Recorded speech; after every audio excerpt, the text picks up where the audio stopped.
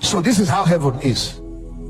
Every creature in heaven, animals, trees, water creatures, like there are fish there, birds,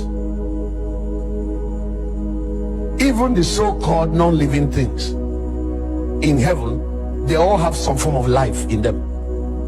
Just like I just told you now, that battery has life, and the life is electricity. So everything in heaven absorbs this glory from God, including human beings, including angels. And when they absorb it, all of them glow with that light. That's why that heavenly world is a glory world. It's a world of light. It's a kingdom of light. We call it kingdom of light. Satan's kingdom is kingdom of darkness. When things in heaven absorb this glory or this divine life, they also breathe it out. Because this is how you know that there is life. You take in, you give out. Every one of you that is listening to me now, if you only absorb, you don't give out, death has happened.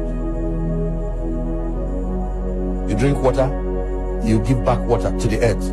You eat food, you give back manure to the earth. You breathe in oxygen, you give back carbon dioxide to the earth.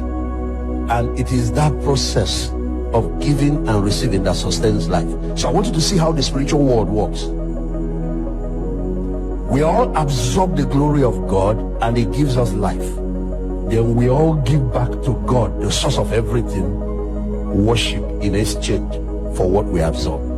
So everything in heaven worship. The first time I was shown that world, one thing blew my mind. Worship was coming. I have not reached the throne room. I crossed the gate, entered the street. Worship was coming out from everywhere. So my mind was blown because I just came from the earth.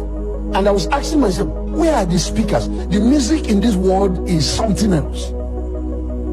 There's nothing here to be compared to it. But I wanted to know, where are the speakers that are bringing out this sound? And I was actually, and the angel that was conducting me, I think he was even amused. I was turning around looking for speakers. And the way they communicate there is thought to thought. Not that you can't speak. You can if you want. You only, no wonder Jesus said, we need earthly things to explain to you heavenly things. He said, we're trying to explain heavenly things to you. You didn't understand. He was trying to explain new birth to Nicodemus.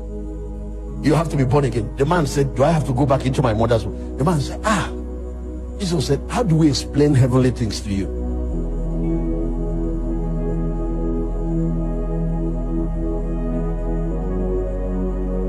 It's not that they don't speak. The 90 to 99% of communication is done through, I don't know whether I should use telepathy or what. Your thoughts are loud. You think, the other person hears, he thinks back and you hear, and that's how you know. So when an angel is taking you around, as he's thinking, you are picking. As you are thinking, he's speaking, and that's how you people are communicating. There are a few times God uses his voice. And this thing I'm telling you is how God communicates with believers now. That's what you're called, being led by the Holy Spirit. He talks to you, to your heart, and your heart picks up and you can commune with him. That's why there are moments where you can pray. You are in an environment, people are there, you don't want to make noise. You can talk with the Lord heart to heart. And what you are saying is as loud as talking.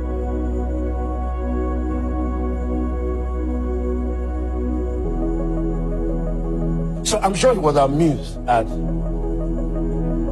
Was then I was meant to understand what was going on. All those trees, the leaves are all breathing the same way your heart beats. You see this? That's how you know that you are alive. That's why when they want to check your pulse, they check and they see that beat, heartbeat. That's how they know you are alive. In the spirit, that heartbeat is you breathe in the glory. You breathe in this divine life. But what you breathe out is worship.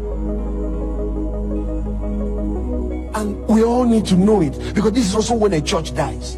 If we stop worshiping, oxygen has stopped flowing spiritually, and we are going to end up dead.